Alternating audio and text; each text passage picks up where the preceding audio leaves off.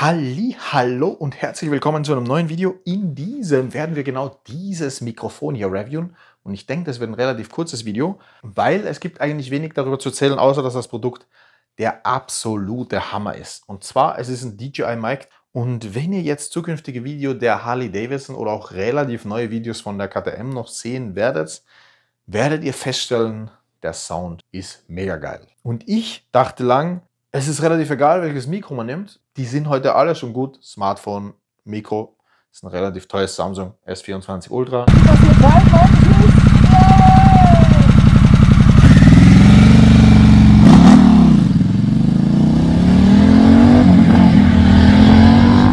Oder quasi auch so ein Rode Kabelmikro, aber das Ding ist echt nochmal ein anderes Level. Also ganz kurz vorgestellt und für euch hier gern ein paar Eindrücke. Das Ding besteht aus 3 Komponenten.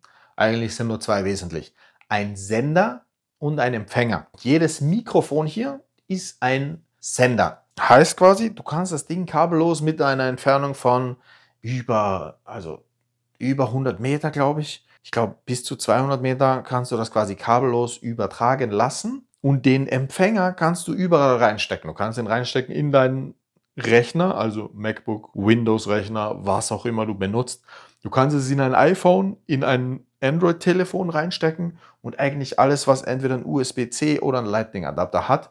Und dann wird es bestenfalls automatisch erkannt. Ich hatte bisher echt 0 Probleme. Die Akkulaufzeit ist nahezu grandios. Ich habe wirklich auf Sardinien festgestellt, wenn das Ding den ganzen Tag läuft, das heißt ein Motorradtag von 8 bis 12 Stunden, dann solltest du es zwischendurch mal laden. Aber das Beste, dieses Case lädt quasi auch automatisch. Das heißt, du steckst einfach entweder den Empfänger oder den Sender oder beides einfach wieder rein ins Case, während du eine Pause machst.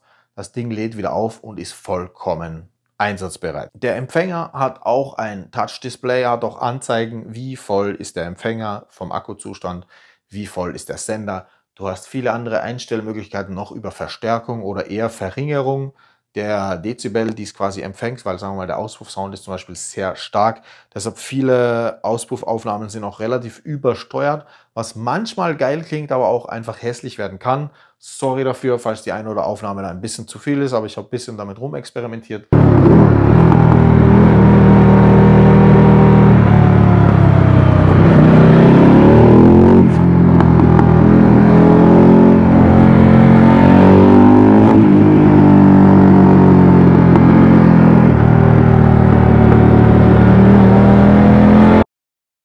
Das ist wirklich so mein Resümee. Ja, ich habe auch manchmal so einen Fehler gehabt, wie zum Beispiel in der Theorie steckst du alle Geräte hier rein, klappst es auf, du holst es raus und es ist gekoppelt.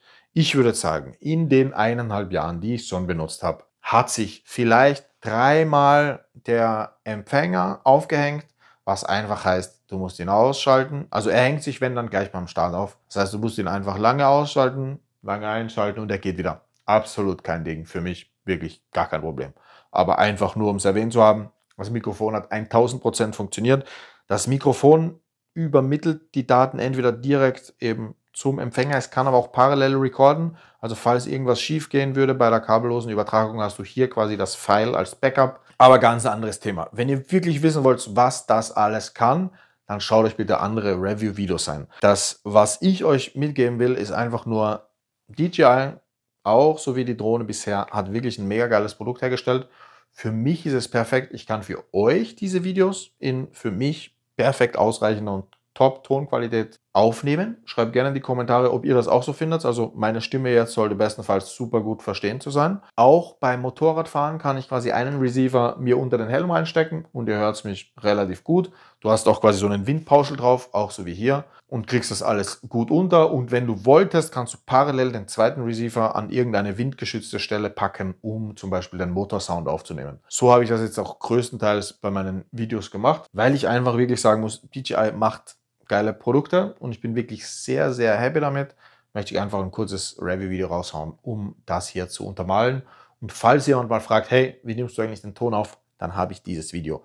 Dementsprechend, ich hoffe, es hat euch gefallen. Wenn ihr Fragen habt, gerne rein damit in die Kommentare. Ich versuche auf jeden Fall zu helfen. Ride hard, ride safe. Liebe Grüße, bis bald. Like und Abo da lassen. Macht es gut. Tschüss. Einen kleinen Zusatz habe ich noch vergessen. Und zwar, wenn man das mit einer GoPro verwenden möchte, benötigt man nämlich noch Zubehör. Habe ich tatsächlich gewusst, wie ich es gekauft habe, aber trotzdem ist es nicht ganz so einfach, besonders vielleicht, wenn es regnet. Du brauchst für die GoPro auf jeden Fall noch einen Media-Mod, weil die GoPro hat zwar einen USB-C-Anschluss, ich verwende es aktuell mit der GoPro Hero 12 und es funktioniert perfekt.